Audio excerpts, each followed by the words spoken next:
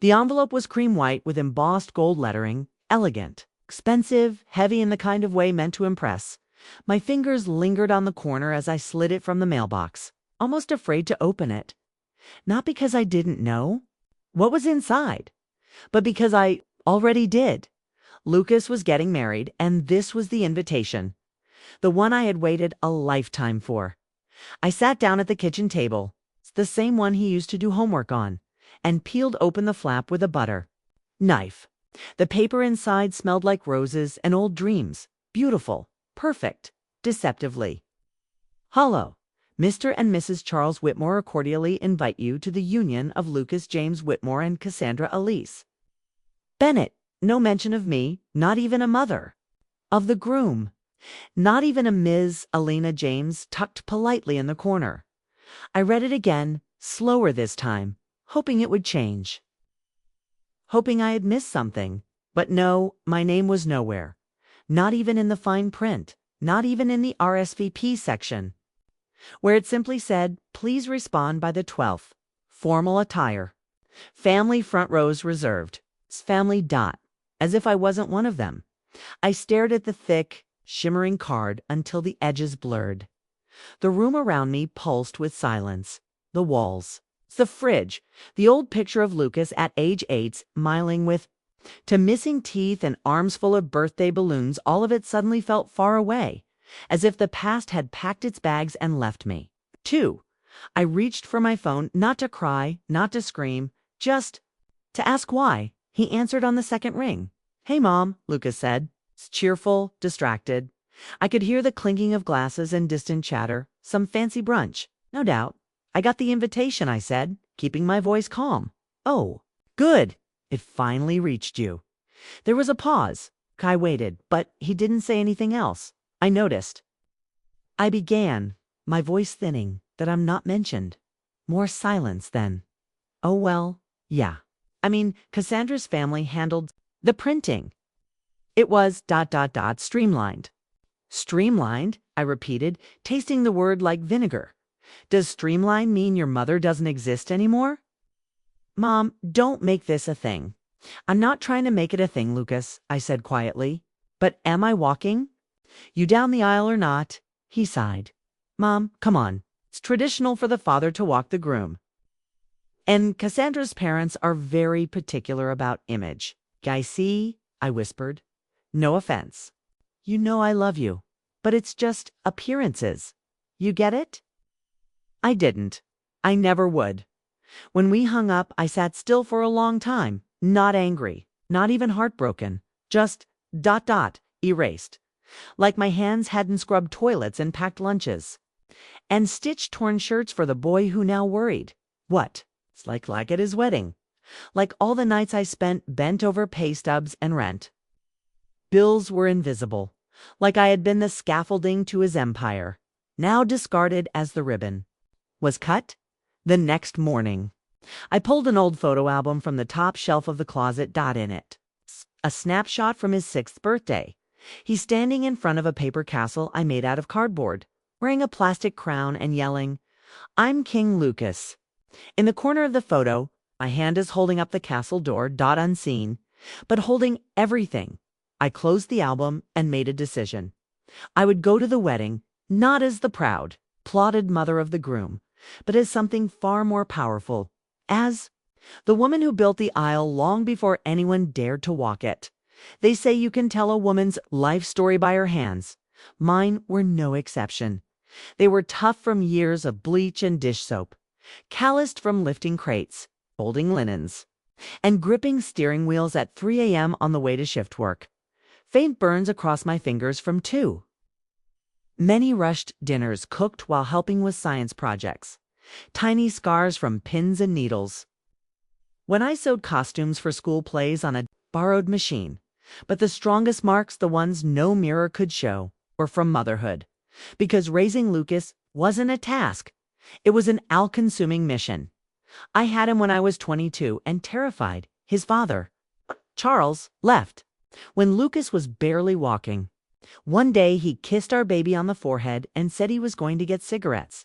He never came back. At first I waited. kept one porch light on every night for 3 months. Then I stopped waiting and started surviving. Lived in a one-bedroom apartment above a laundromat. The rent was low, the stairs creaked, okay? And some nights we had to boil water for baths when the heater failed. But Lucas never knew we were poor, because I made bedtime stories sound like adventures, not escapes. Because I made peanut butter toast feel like royalty when I cut it into crowns. Because I smiled even when I cried after he'd fallen asleep. I worked 2 jobs, cleaning homes during the day and bussing tables at night sometimes. I'd sit on the curb behind the restaurant after midnight, shoes off, legs aching, and whisper to myself, one day he'll remember this. He'll know you gave everything. And for a while, he did. Lucas adored me. He'd wake me up with flowers he picked from the alley next to the bakery. He'd tell anyone who'd listen, my mom's stronger than superheroes. He insisted I come to every parent-teacher conference, even when it embarrassed other kids. He refused to let go of my hand until the 6th grade. Once, when I couldn't afford a Halloween costume, I used cardboard and string to turn him into a rocket ship. He was over the moon, literally dot dash, and when he graduated from high school in a suit I bought on clearance. Tailored by hand, he hugged me on stage and whispered, I wouldn't be standing here without you. I believed him. I believed every word. But something changed in college. First it was fewer calls, then fewer visits. Then, eventually, explanations for why I shouldn't come to events. It's small. You wouldn't know anyone. We'll FaceTime after. He began speaking differently, dressing sharply, surrounding himself with people who wore designer names I couldn't pronounce. At one dinner, Cassandra corrected my use of dinner napkin with a laugh. I smiled. Politely. Lucas said nothing. A week later, he moved out of my life in ways I didn't even recognize. Still, I stayed in the background, quietly proud, because that's what mothers do. We fold our sacrifices into silence and tell ourselves love will circle back. But when that invitation arrived with no mention of my name, when he chose image over origin, something inside me cracked open. And not in anger, in clarity. Lucas had forgotten where he came from. But I hadn't. And while they'd reserved the aisle for people who dressed in pearls and politeness, had walked harder roads, alone, barefoot, bleeding, and I still reached the finish line. So no, I wouldn't beg for a chair or plead for a title, because my hands may be rough. But they built the ground that aisle stands on. I arrived 20 minutes early to the rehearsal. The sun hovered gently above the Dove Hill estate. Casting gold across its white stone facade, the venue looked like something out of a bridal magazine. Rand, arches, manicured lawns, and chandeliers that probably cost more than my first car. I stood for a moment at the edge of the lot, clutching a modest bouquet of white daisies I had brought for Cassandra. It was silly, I know, but I thought it might be a warm gesture, a small peace offering, a quiet reminder that I was trying. When I reached the front steps, a young woman in a headset blocked me gently. "Hi, deliveries go around the back near the kitchen," she said with a smile. "I'm not here for a delivery," I replied. Calmly, her eyes flicked to my dress, plain navy cotton. It's worn but clean, and her smile wavered. "Oh, are you one of the assistants?" Before I could respond, someone called out behind me. Double quotes, Ms. Alina. It was Thomas, one of the event coordinators. We'd crossed paths before. He walked up, gave me a quick hug, and addressed the girl. "She's the groom's mother." The headset. Girl blinked. "Oh," she said, flustered. "Sorry, just didn't realize." "It's all right," I said, because I was used to being mistaken for the help. Inside, the rehearsal was already in motion. The bride's family buzzed around like royalty. The mother of the bride sat perched in a pale pink Chanel suit, overseeing every detail like a general. Cassandra floated in the middle of it, elegant, pristine, wrapped in soft ivory chiffon. She spotted me, and her expression shifted, not to a smile, to tight-lipped tolerance. "Hi, Alina," she said, voice just above a whisper. "We weren't sure you'd make it." I handed her the daisies. Just wanted to drop these off. Stared at them like I'd offered weeds. How sweet, she said, handing them off to an assistant without another glance. Well, seating is limited, so you can just hang back for now. Hang back, as if I was interrupting, as if I didn't belong. Then Lucas walked in, dressed in a crisp white button-down and navy slacks. He looked every bit the polished groom -2-B. He saw me and gave a quick nod. Hey, Mom. No hug. No, I'm glad you came. It's just a nod. I wanted to ask about tomorrow, I said quietly, approaching him while everyone adjusted rows of chairs. Am I walking with anyone? He hesitated, then rubbed the back of his neck like he used to when he was caught lying as a boy, actually. Dad's walking me. It's what Cassandra's family expects. It's tradition and all that. I stared at him, expression blank. I raised you, I said flatly, alone, through everything. I shifted uncomfortably, I know. But this isn't about the past, Mom. It's about presenting the right image. There it was again, image. As if my skin, my dress, my story didn't photograph well enough for their curated life. I nodded slowly, didn't make a scene, didn't cry. Instead, turned away before my voice could betray me. I walked past rows of empty chairs, perfect white cushions, tied with satin bows past flower arrangements and printed programs. ND. I reached the aisle, the very aisle he would walk tomorrow. The aisle I had dreamed of walking him down since the day he took his first step in the cracked linoleum of our apartment kitchen, and I walked down it alone, not as a part of the ceremony, but as a quiet protest, as a mother reminding herself that just because she was no longer wanted didn't mean she wasn't worthy outside. The air hit my lungs like truth. I sat on the edge of the fountain, blinking hard, trying to keep the storm inside me from spilling over. I had been dismissed, erased, treated like a placeholder in a story I helped write. But as I watched the sun dip lower, one thought came over me with absolute clarity. They may have the ceremony, but I still hold the foundation. Here is chapter 4 of your story. My son refused to let me walk him down the aisle, so I took the aisle back, told in first person. It's with rich backstory, quiet power, and a rising storm beneath calm. Reflection. Chapter 4. The woman behind the venue the night after the rehearsal. I couldn't sleep. I sat on the edge of my bed in the dark, holding an old receipt folder in my lap. Not because I needed to check bills or balance anything. No, this folder held something else. A story no one knew. A part of me even Lucas had forgotten. Or maybe never cared to learn. 15 years ago. I used to scrub toilets at Dove Hill, back before it was the crown jewel of wedding venues. It was just a refurbished manor that barely made enough to host mid-range receptions. The chandeliers flickered. The carpet smelled like dust and dreams. Most people didn't see potential, but I did. I saw more than floors and linens. I saw possibility. I saw a place where memories could be crafted like cathedrals, where people walked in ordinary and left transformed. Back then, I was assigned to the night shift, mop floors, scrub windows, polish glasses, reset chairs. No one talked to me unless they had a complaint. I wore the same 2 uniforms on rotation and kept my hair pinned back so tightly it hurt. And still, I loved it. There was magic in being behind the scenes. Magic in creating something no one credited you for. But everyone felt. One night after, a blizzard nearly shut the estate down. I stayed behind to help shovel snow around the emergency exits.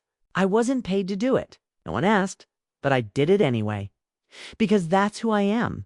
That's when Mr. Raymond, the estate's owner, noticed me for the first time.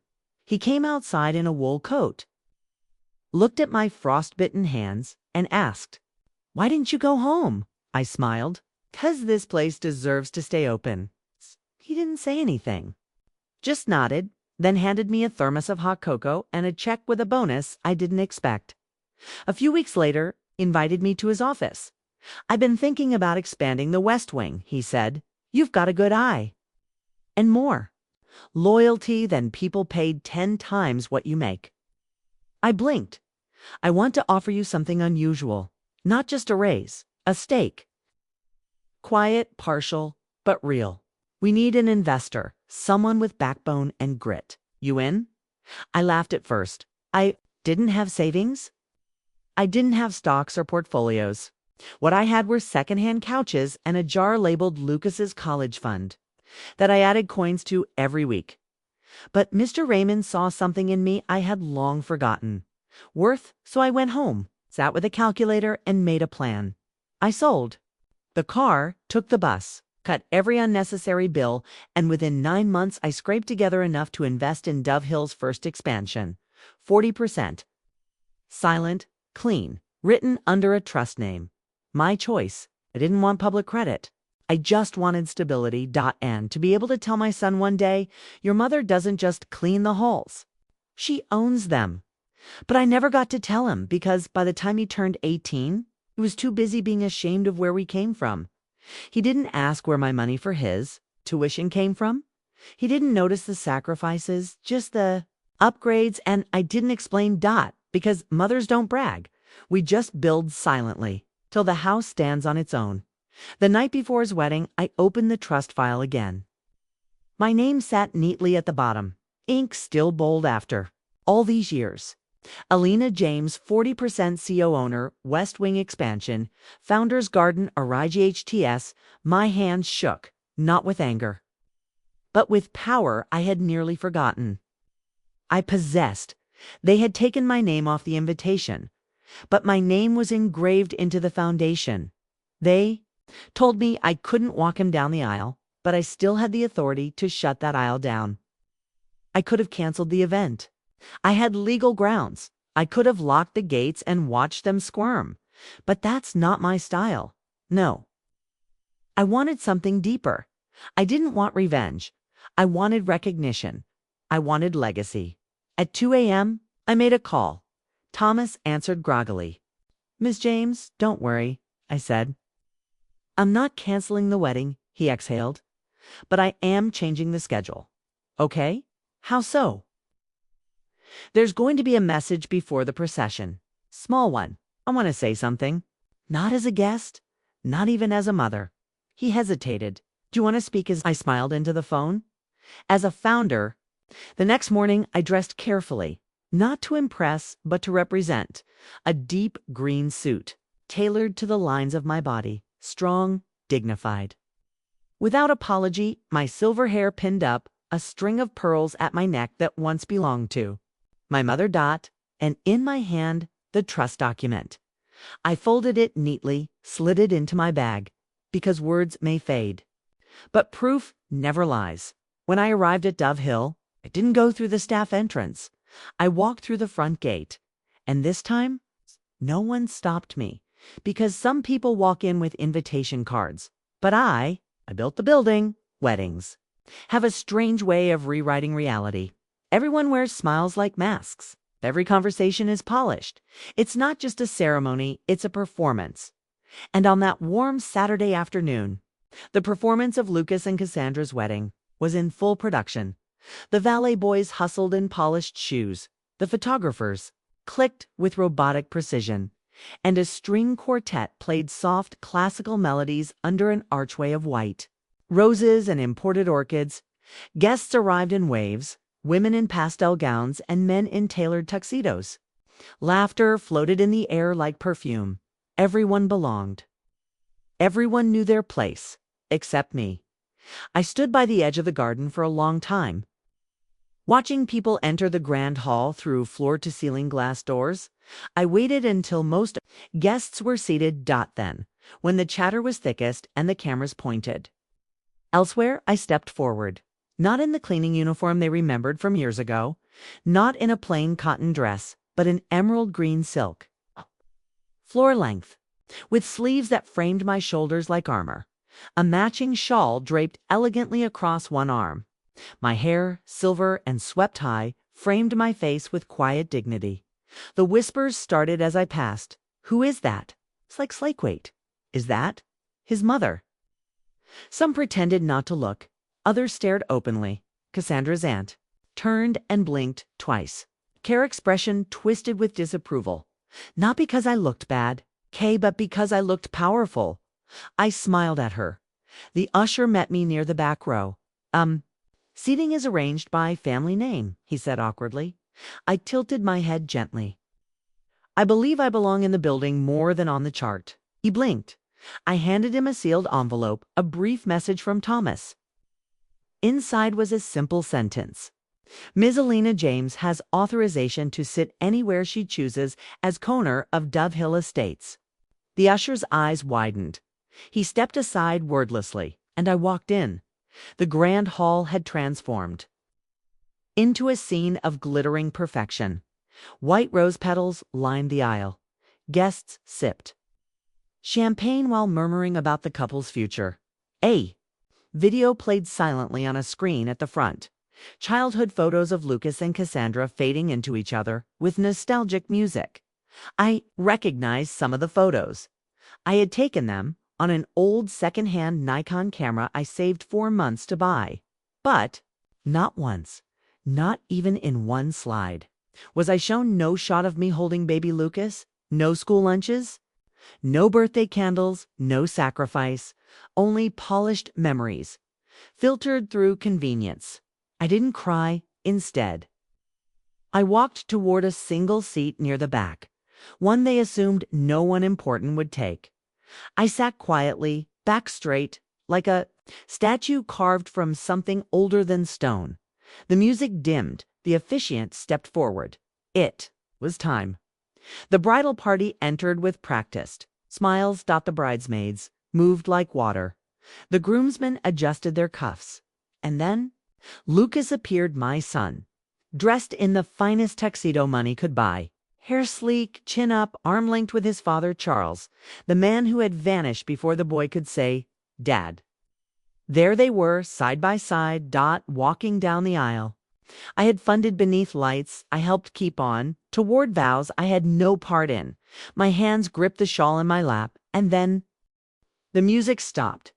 Everyone looked around, confused. The processional faltered. Cassandra's mother hissed, What's happening? And then Thomas stepped forward with a microphone in hand. Ladies and gentlemen, he said, calm and clear. Before we begin, we have a brief message from one of Dove Hill's founders. Gasps rose, and every pair of eyes turned to me. I stood slowly. Each step I took toward the front echoed louder than the last. The aisle was no longer lined with flowers. It was lined with memory. Each step reminded me of something. The night I pulled a double shift to afford Lucas's school trip. The morning I walked through snow because the bus didn't come. The day I cleaned this very floor and dreamed of something more. I reached the front and faced the crowd. Lucas's jaw dropped. Cassandra's brows drew together. But no one stopped me. Because power, when it walks in silence, is the loudest force. In the room, I took the mic, paused, then spoke. Good afternoon. Some of you may know me as Lucas's mother. Most of you likely don't know me at all. That's fine. Spent most of my life not being known, only being needed. I raised Lucas alone, scrubbed floors, took buses to 3 jobs a day. Not because I had to, but because I chose to. Because I loved him. And love, real love, doesn't ask for invitations. It just shows up. A murmur ran through the guests. I met Lucas's eyes. I was not asked to walk him down the aisle today. Was not included in the programs not mentioned in the video. But that's all right, I smiled. Because I already walked him here through every hard year, through every missed meal, through every broken promise his father left behind. I turned to Charles briefly. His face flushed, so I may not be part of this stage. No mistake, I built it. A hush fell. I turned back to the guests. This venue, I helped fund it 15 years ago. I invested in Dove Hill before it had chandeliers and imported lilies. Before it became a fantasy on Pinterest boards. So while I may not walk down this aisle as the groom's mother today, I am proud to say I own the aisle. And now you may begin. I handed the mic back to Thomas. No applause, just silence. The kind of silence that holds breath. The kind that shakes something loose in everyone present. Then I turned and walked back down the aisle, not beside Lucas, but ahead of him, like I always had for a few seconds after I sat down. No one moved.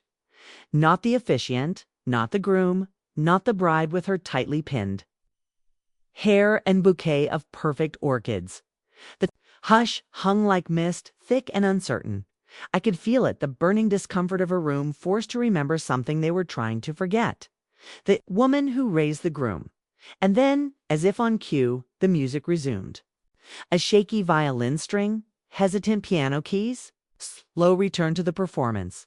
The show had to go on. Cassandra stepped forward, her face expressionless, and began her walk down the aisle. Guests rose politely, their smiles dimmer now, more mechanical.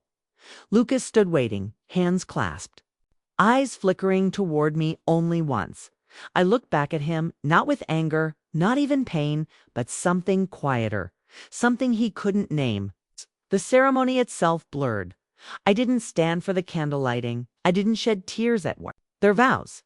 I didn't clap at the kiss. Instead, I watched like a woman at the theater, distant, observant, unmoved by the actors on stage.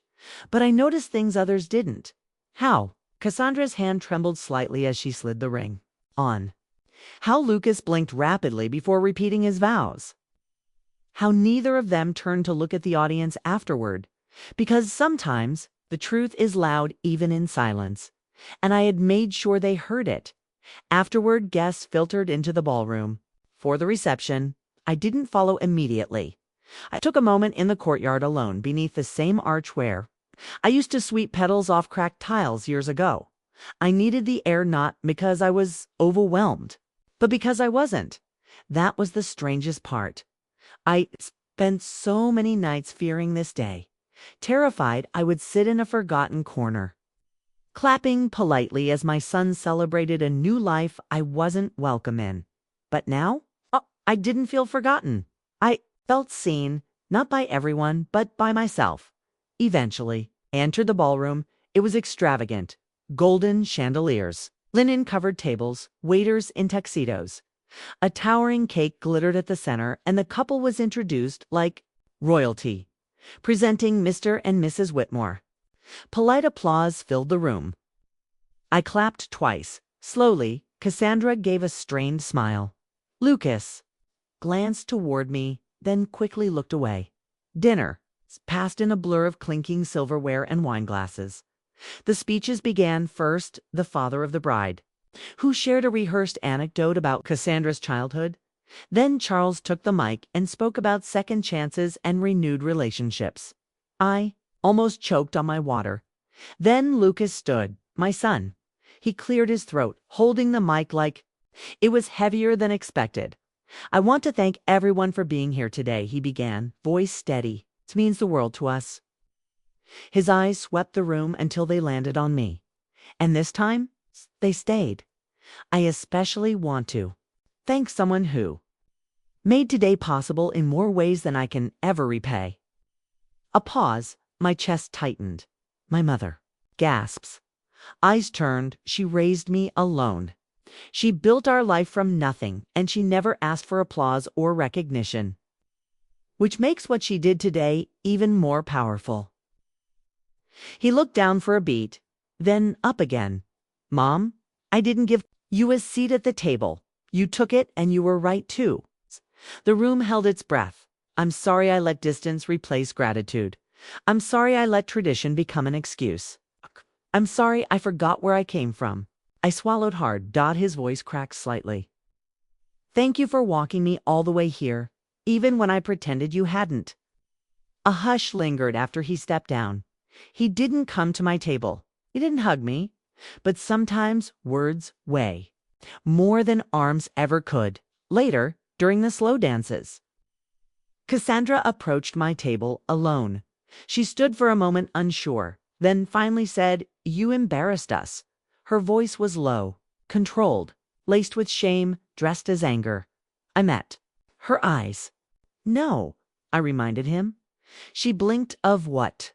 That you don't get to edit history to make your story prettier. She hesitated. He still married me. I smiled. I never tried to stop him. There was a silence, the kind where two women stand on opposite ends of the same fire. Then she turned to leave, but paused, and added, oh, almost grudgingly, "You looked elegant today." I nodded once. So did you. She walked away, and somehow that was enough. Before I left, stood once more at the edge of the ballroom, watching the dance floor filled with smiles and music and shallow confetti joy. Lucas caught my gaze again, and for the first time in years, he mouthed something. Thank you. Not out loud, but lips don't need volume to be heard. When they finally speak the truth, I gave a small nod, then turned and walked away. Not out of sadness, but peace, because for the first time my story wasn't in the background. It was carved into the floor beneath them. I didn't say goodbye when I left the wedding. No dramatic exit. No farewell hug, no final speech, just me, slipping into the night the same way I'd entered on my own terms. But I didn't leave empty-handed, nor did I leave them with nothing. I left behind a letter, not for the guests, not for Cassandra, just for my son. I asked Thomas to slip it into the groom's dressing room, taped to the mirror where Lucas had adjusted his body that morning, where he'd stared at himself before walking into a new life that almost forgot its roots. The letter wasn't long, but it was heavy, not with guilt, with truth. Lucas, you don't owe me a performance. You don't owe me flowers, stage time, or curated smiles. You owe me only one thing, the truth. And here's mine. I didn't want to steal your moment.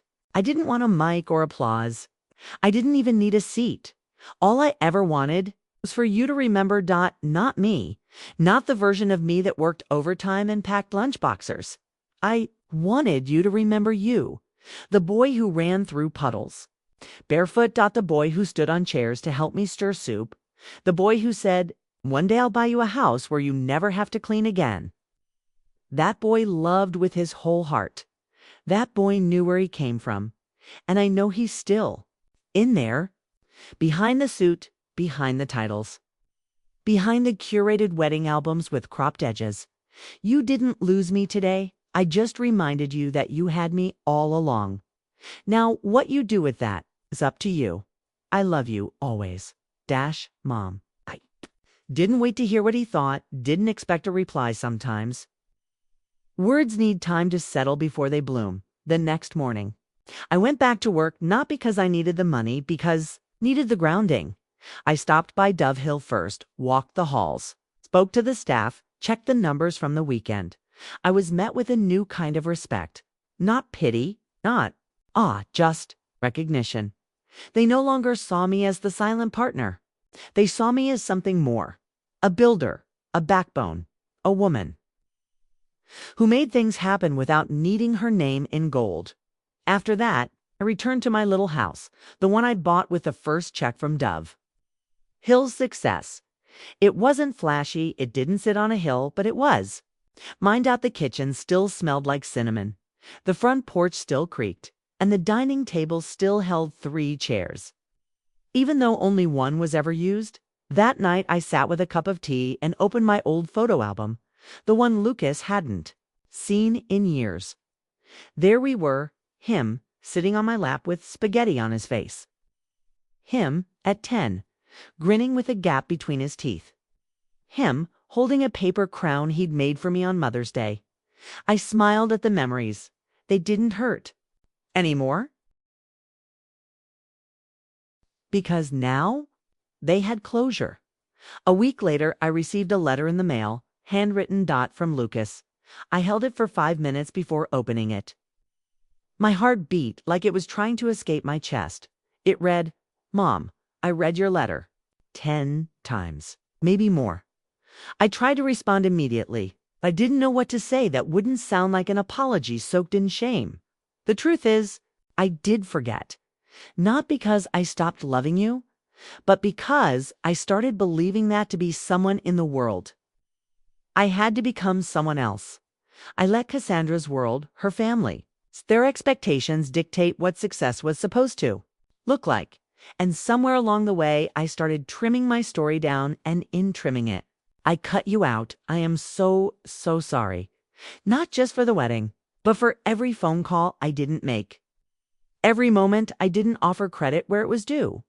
Every time I pretended I'd built myself from nothing when really, you were the foundation. You didn't walk me down the aisle, 'cause you carried me to it. I don't deserve a second chance, but I hope you'll allow me to try anyway. Love always. Lucas, I folded the letter and placed it next to mine. Two truths written, miles apart, yet connected by blood, memory, and a bond that had frayed, but never truly broken. A few months passed. Lucas started visiting again, sometimes alone, sometimes with Cassandra. Quieter now, more observant, less polished, more present. They brought dinner once. Another time, Lucas offered to fix the porch railing that had. It's been loose for years. We didn't talk much about the wedding. We didn't have to. We were building something new, not on image, but on understanding. And as he stood one Sunday evening preparing to leave, he turned back and said, "Next time you come to Dove Hill, I want you to walk with me. Not behind me, not ahead of me. Just with me." I smiled. "I've been doing that your whole life," I said softly. He nodded, and finally, for the first time in years, he hugged me like a son again. That night, I stood by the mirror, brushing my hair, the silver strands glowing. In the lamplight, I didn't look tired. I didn't look worn. I looked whole. Because being seen, really seen, doesn't need a spotlight. Sometimes it just needs a letter left behind. It's funny. The things we think define us, titles, roles, moments wrapped in silk and spotlight, for years. I thought the aisle that long. White strip of symbolism was the moment I'd waited for Dot to walk my son down, it to be seen by the world for what I had built with my own two hands. Dot to finally arrive in the narrative. Not as a footnote, but as a chapter. But now, months later, I've realized something far more profound. Aisles are just roads in disguise. They look ceremonial, formal, exclusive, but really, they're just stretches of space meant to carry us from one part of life to another. And I've walked 1,000 of them, just none with flowers. Lucas visits me every Sunday now. No pressure, no guilt, just presence. Sometimes we sit on the porch and drink tea. Other days we bake cornbread and talk about work. He asks questions about the early years, now the hard years, the ones he never understood but finally wants to.